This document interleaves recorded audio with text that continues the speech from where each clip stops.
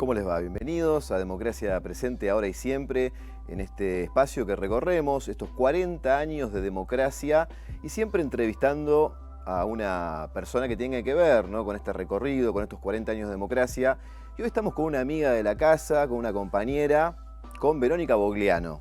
¿Cómo va, Vero? Hola, Cami.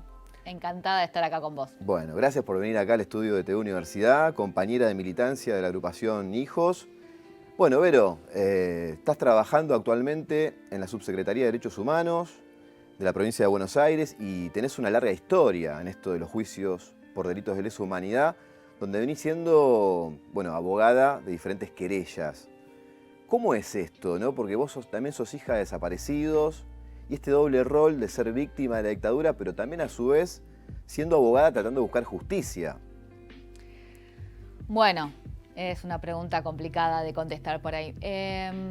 O no tanto. En realidad, desde que surgieron los organismos de derechos humanos, siempre lo que se buscó es justicia y por diferentes medios. En los primeros años de democracia tuvimos un juicio, después tuvimos las leyes de impunidad, que lo sabemos. Y ser víctima o ser hija de desaparecidos, que primero estuvieron desaparecidos mis papás y después asesinados, supe que pude recuperar los restos. Y ser abogada, un poco yo estudié Derecho también para poder buscar justicia, tiene que ver con esto. Siempre diferencio el rol de víctima de ser abogada. Es algo que aprendimos, lo que venía al principio, ¿no?, de la historia de los organismos de derechos humanos. Es buscar justicia más allá del rol de víctimas, pero si bien es importante eso, estudié Derecho porque es una herramienta que nos permite utilizarla para dar respuestas a las injusticias que suceden en la vida, ¿no? Esa fue como la consigna por la que busqué. Y no me siento víctima cuando estoy sentada en un juzgado, me siento abogada, me siento con mucha más empatía por ahí con los testimoniantes, con las víctimas, que los puedo acompañar desde otro lado. Y aparte es un proceso que lo fui llevando a lo largo de toda la vida, de tratar de interiorizarme en la historia, en nuestro pasado reciente, acompañar a las víctimas en diferentes momentos, porque yo estoy como abogada desde el año 2003, del 2002. Empezamos, pero en el año 2003, cuando se anularon las leyes de obediencia de vida y punto final, empezamos más firmemente a poder impulsar las causas acá en la ciudad de La Plata. En ese momento estábamos desde Hijos participando en un colectivo que se llamaba Justicia Ya, y acompañando a las víctimas y acompañando a los querellantes. En ese momento uno lo que trata es de mantener la distancia. Nosotros siempre exigimos justicia a través de los medios, los medios institucionales, nunca buscamos venganza. Y ese es el rol que trato de ocupar, ¿no? Siempre ahora en los juicios escuchamos muchas veces a los testigos y digo, bueno, yo lo que busco es justicia, lo que espero es justicia de esto, y que por lo menos den una respuesta, que estuvimos tantos años esperando para llegar a este momento, que lo que quiero es que sean condenados, ¿no? Si hay prueba, que sean condenados, no como hicieron ellos, que los secuestraron de manera clandestina, los torturaron de manera clandestina y ocuparon ese rol tan nefasto, tan reprochable actualmente. Imagino que en algunos momentos es difícil por ahí esa disociación entre ser abogada, ser víctima. Digo, en lo ideal, en el plano ideal, estaría bueno disociarlo y tratar de separar los tantos. Pero bueno, somos personas y por ahí se mezcla todo también, ¿no? En algún momento. Sí, muchísimas veces. Yo creo que siempre lo que nos pasa a cada uno de nosotros que estamos ahí, que estamos más involucrados directamente o más directamente, en general, con las cosas que por ahí me siento más afectada cuando estoy presenciando un juicio o preguntando, son las que tienen que ver también con la historia personal de cada uno, ¿no? Por ahí cuando está un hijo o una hija declarando, vivencias tan parecidas, lo mismo que nos pasó cuando empezamos a militar en Hijos, ¿no? Que nos contamos historias de personas que no conocíamos absolutamente, y vivencias tan parecidas hacen que uno también le toque de diferentes fibras. En general he aprendido, por ejemplo, con relación a los represores, he aprendido a lo largo de todos estos años que también sirvió de eso mucho la militancia en hijos, ¿no? Y la militancia de las abuelas y de las madres que nos han enseñado tanto, y de los ex detenidos, ¿no? Que los represores están convencidos y no voy a buscar no va a haber una respuesta o algo que nos vaya a dar luz. Siempre están provocando. Sin ir más lejos, hoy estuvo declarando el Indio Castillo en un juicio y lo único que hizo fue provocar a la presidenta del tribunal, provocar a todos los...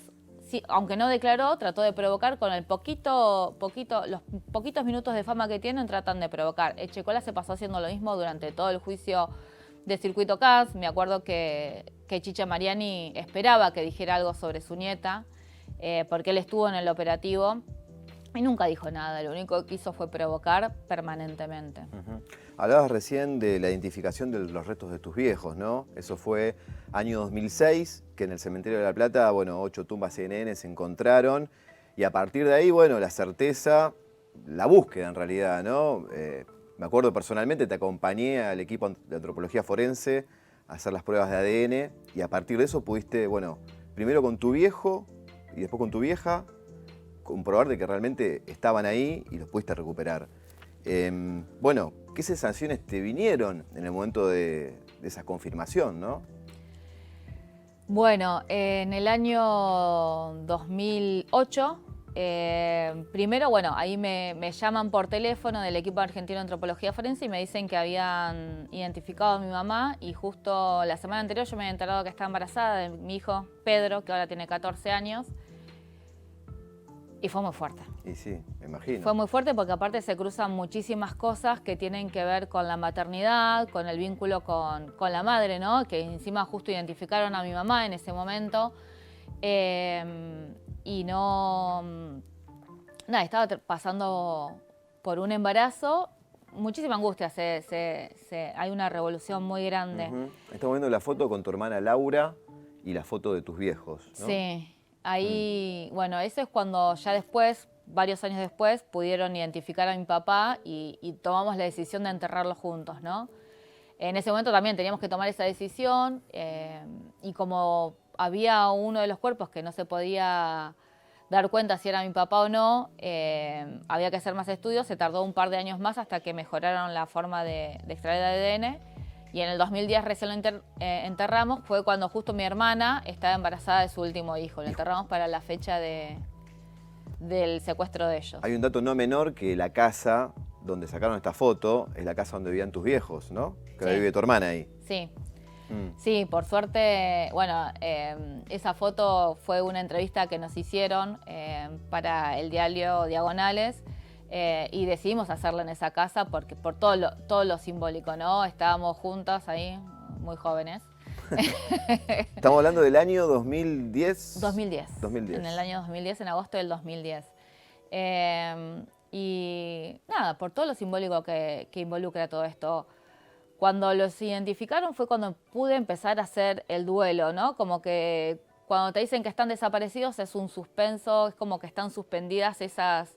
O por lo menos a mí me pasó que estaban suspendidas todas las sensaciones o todas las emociones, como que sabes que fueron asesinados, pero cuesta en muchísimos casos dimensionar. Entonces tuve mucha angustia, mucha tristeza, los pudimos enterrar y realmente poder haberlos identificado da alivio, ¿no? Esto que hablamos permanentemente de las reparaciones, con cada uno con el juicio, con la identificación de los restos, con diferentes pasos que se fueron dando a lo largo de estos últimos años, más que nada a partir de la llegada al gobierno de Néstor Kirchner y de Cristina, que tomaron las banderas de los organismos de derechos humanos, que por ahí no las tomaban ningún gobierno y las hicieron políticas públicas. La verdad que pudimos reparar muchísimo de diferentes aspectos, ¿no? Y eso fue fundamental. Y eso fue un pasito más para... El dolor está muchísimas veces, cuando se acerca la fecha del secuestro, nos angustiamos, pero alivian todos estos pasos que se pudieron dar. Estamos hablando de Susana y Adrián, que son tus padres, secuestrados en 1977, Sí. ¿no? Y que bueno, después se pudo saber que estuvieron en el centro clandestino conocido como La Cacha. Ahí estamos viendo justamente la foto de tu vieja, de tu viejo. Y ahora con la distancia, con el tiempo, fotos blanco y negro obviamente por la época, desde este presente, bueno, cuando los ves, ¿qué se te viene a la cabeza? Lo primero que se me viene es los jóvenes que son, ¿no? Que son y que eran, que quedaron eternamente así de jóvenes. Y pienso en los jóvenes de ahora también, ¿no? Es la lucha, el compromiso que tenían ellos y los jóvenes de ahora, que también tenemos muchísimos militantes, también gracias a un cambio de políticas de Estado, ¿no? De poder empezar a tener militantes jóvenes y comprometidos. Yo soy más grande, podría ser la madre de ambos en este Duplicás en momento. edad por ahí. Claro. Lo duplicamos. Sí. Generacionalmente, sí, ¿no? Sí. Bueno, mi papá y mi mamá eran un poquito más grandes que la mayoría. Mi papá tenía 28, mi mamá 32. Pero sí, pero podría ser la madre tranquilamente. Nada, pienso en eso, pienso en muchísimas cosas, en cómo hubiese sido la vida si hubiesen estado, cómo hubiesen sido a nivel individual, a nivel social, a nivel político, a nivel generacional también, ¿no?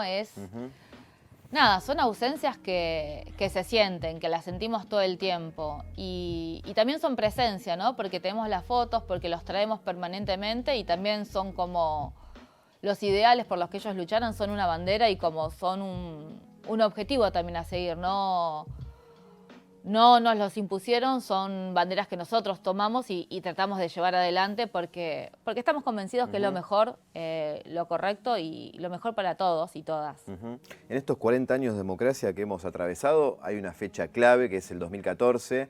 Bueno, cuando en La Plata inicia, ¿no? Comienza el juicio por los delitos en la Cacha, donde bueno, está el caso de tus viejos, de otros compañeros más, y vos tenés ahí un rol muy importante siendo abogada, siendo parte de la querella, en donde defendías, bueno, estabas por vos, por tu caso, pero también por el caso de otros hijos desaparecidos más, como abogada, en un juicio muy importante. Y bueno, en diferentes entrevistas vos decías esto que dijiste recién, que vos habías elegido el derecho para hacer justicia por el caso de tus viejos.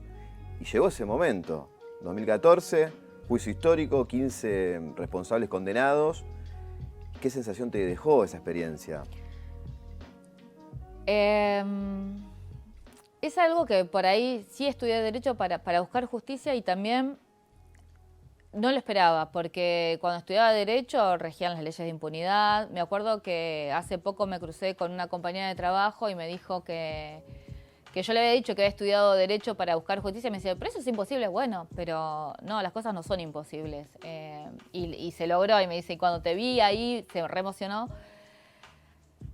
Busqué justicia no solamente por mis viejos, sino por eso también estoy hoy en la Secretaría de Derechos Humanos, sino también por un montón de compañeros. Sigo buscando por eso. Fue importantísimo poder estar en el juicio de mis viejos. Pude estar porque hubo impunidad durante muchísimos años, porque pasaron muchísimos años en los que pude recibirme de abogada y poder estar en los juicios. Si no hubiese habido impunidad, si se hubiesen juzgado en el 86, si no se hubiesen parado los juicios, yo no hubiese podido llegar a estar y por ahí no hubiese estudiado Derecho, porque la impunidad no hubiese existido en la República Argentina. Y hoy por hoy me parece que es importante estar acompañando a un equipo de abogados que son todos jóvenes, que no vivieron en la época de la dictadura, que es una historia de muchos años antes. Pero que están totalmente comprometidos y saben y viven en carne propia por estar presentados en los juicios, por escuchar los testimonios, pueden entender la necesidad que hace falta de llevar adelante estos juicios y de que cada uno pueda declarar si quiere, que cada uno, hay veces que los testigos se repiten y no tienen más ganas de declarar, ya dijeron todo lo que podían decir y también se entiende, tenemos que entenderlo también que pasaron más de 47 años.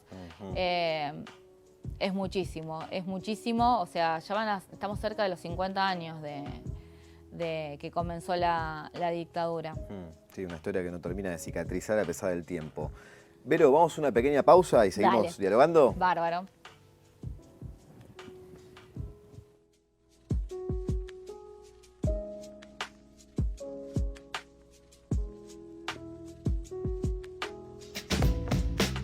Probá con TVU.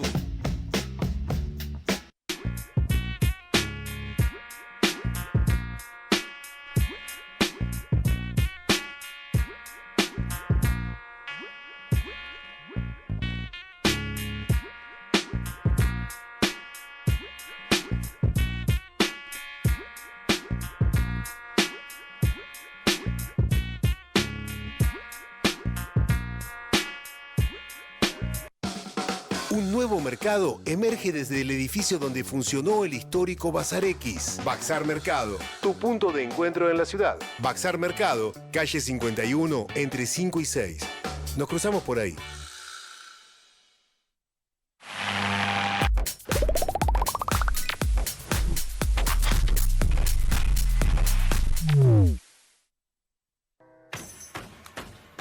Muy loca. Ay, una N que no se escuchó bien. Una N que no se escuchó. Estamos haciendo la televisión de ahora, la que se mira en el celu. Muchos menos en el plato. Barrio Meridiano Vivo. Bienvenidos a Objetivo Universidad. ¿Va? Estamos en Instagram, Facebook, en TikTok, Twitter. En YouTube y en Twitch. Soy médico veterinario. Soy licenciada en nutrición. Soy odontólogo. Queremos hablar de educación. Esto es Otras Crónicas y hoy estamos en el puerto La Plata.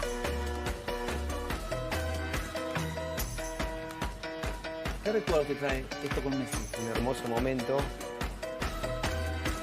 Le presentamos expertos en UNLP TV. UNLP.tv, el canal de la Universidad Nacional de La Plata.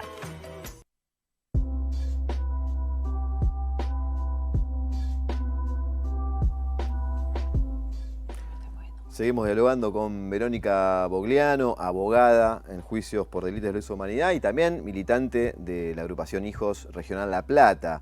Y respecto a esto, a tu militancia política, nos vamos al año 95, seguimos recorriendo 40 años de democracia y un punto de inflexión en la vida de muchos, y por supuesto en la tuya.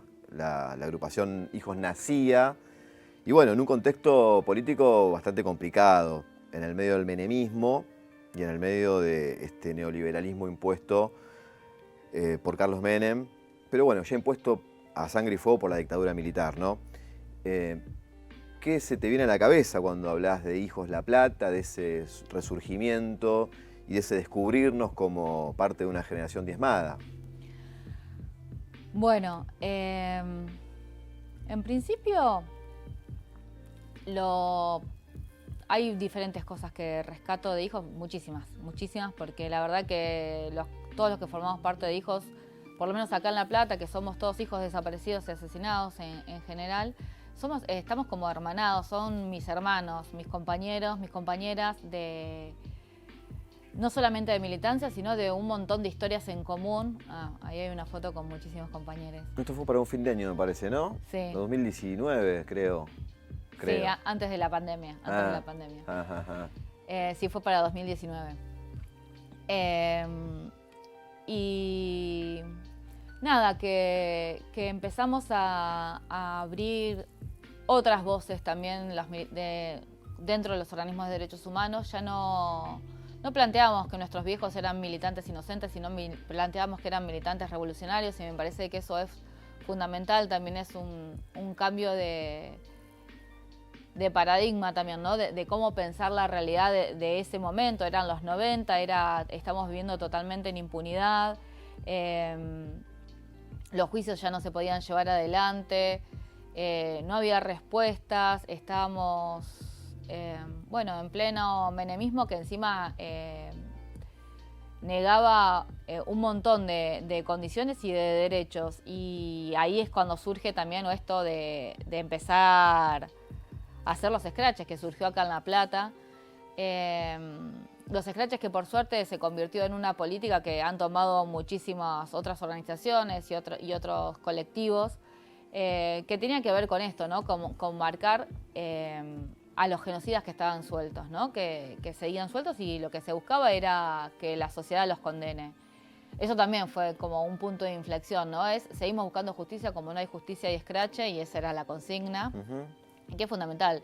Teníamos, bueno, Cami, vos estuviste en el programa de radio muchísimos años que se mencionaban las 10 consignas permanentemente y cada una de ellas era reivindicamos la lucha de nuestros viejos, porque buscaban otras cosas, buscaban revolucionar y también me parece que es algo que sigue faltando, ¿no? Revolucionar un poco la sociedad en la que vivimos, ¿no? Modificar un poco Vos hablabas de un scratch y acá tenemos una foto donde estás protagonista central de la imagen.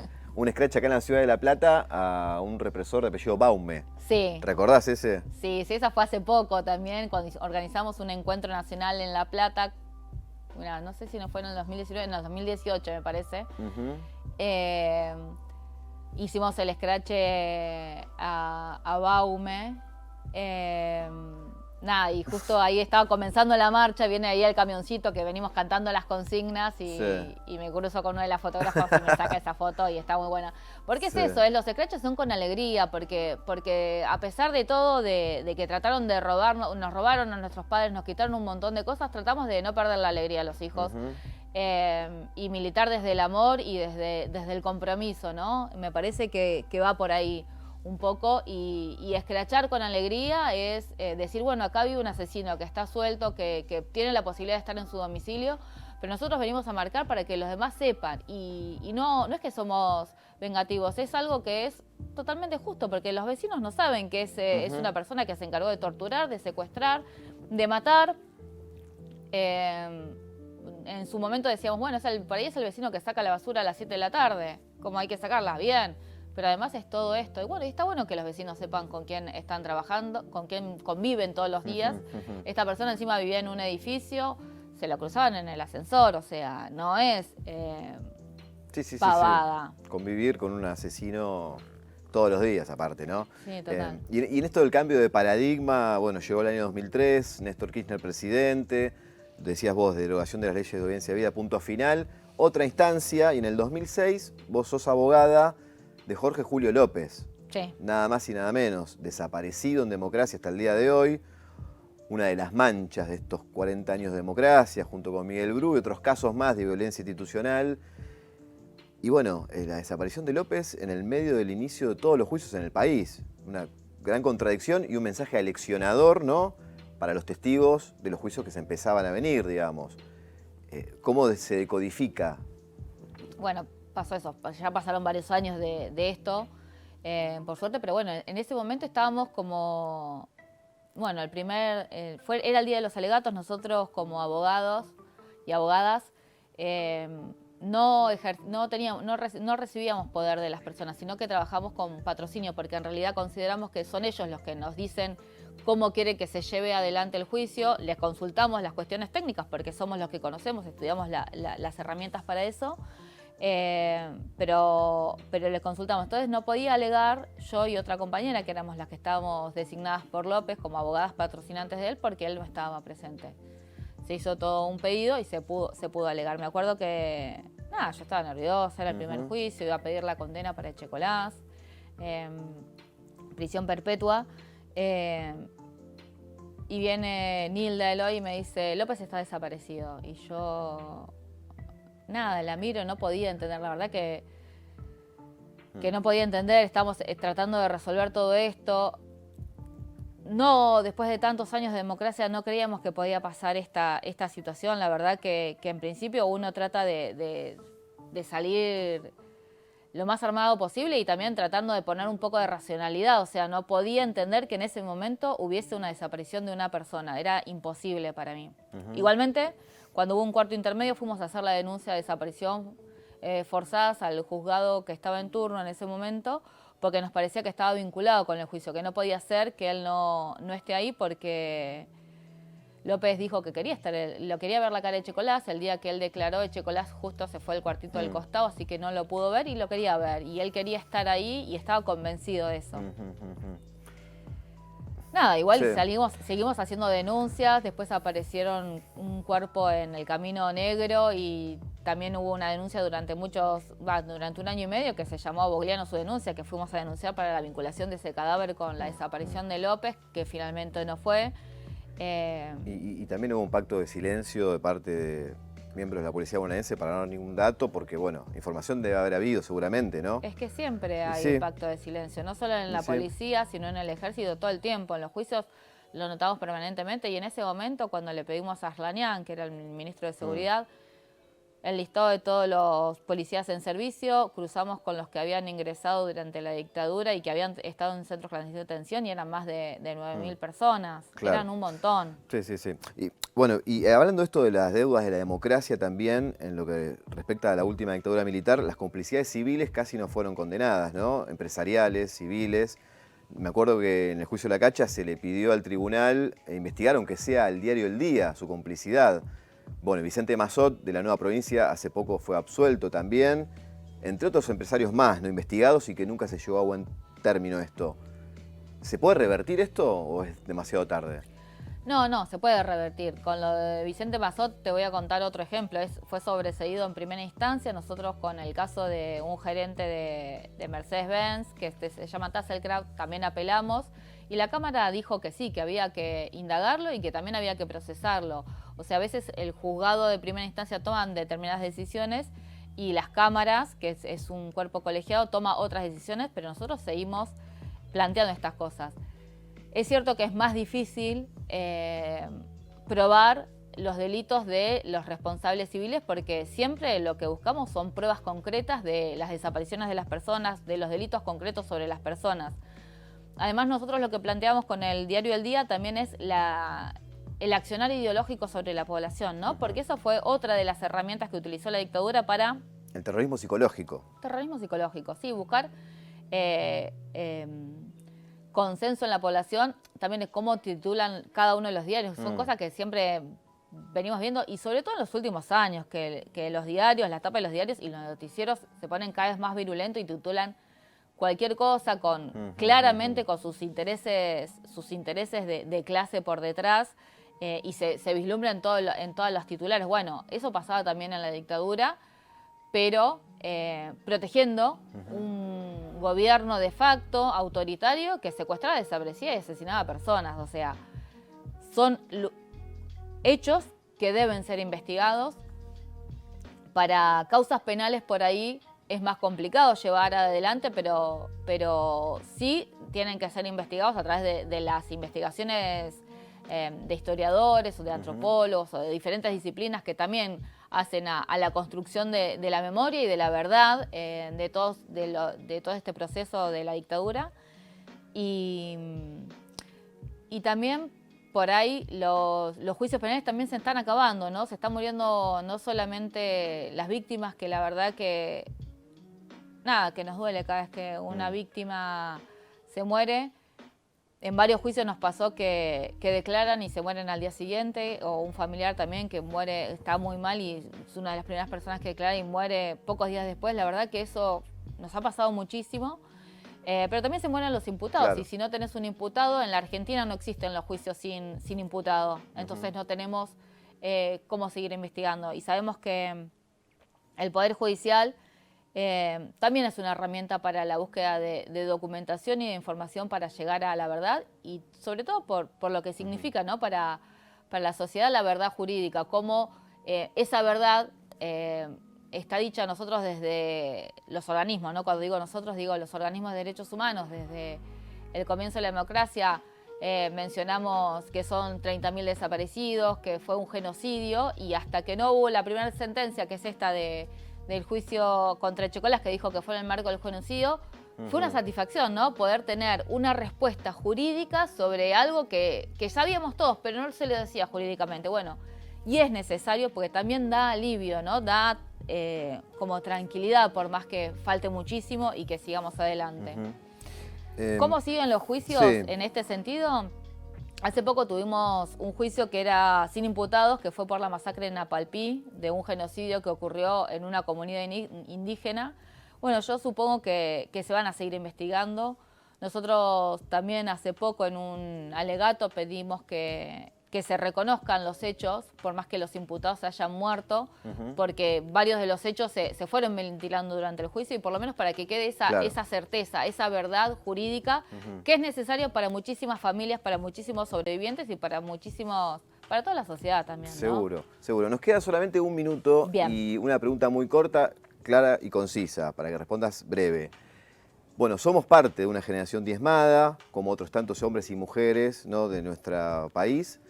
Hacia el futuro, ¿cómo ves esta cuestión argentina, política, económica? ¿Sos optimista, no? Sí, por supuesto. Somos hijos de una generación diezmada que aprendió a sobrevivir en los peores momentos, que tenemos una práctica política que es interesantísima y que somos los padres de los jóvenes y de los niños que van a seguir adelante y tenemos que entregar la posta. Como la generación diezmada nos dejó la posta y pudimos resurgir de las cenizas de las desapariciones, me parece, incluso los que no son hijos desaparecidos, ¿no? La generación que viene va a ser nuestros hijos y van a gobernar y tenemos que entregar la posta con todas estas convicciones más firmes que nunca. Ahí va, seguro que va a ser así, pero Obvio. gracias por estar acá, ¿eh? No, Muchísimas gracias. Muchísimas gracias por invitarme.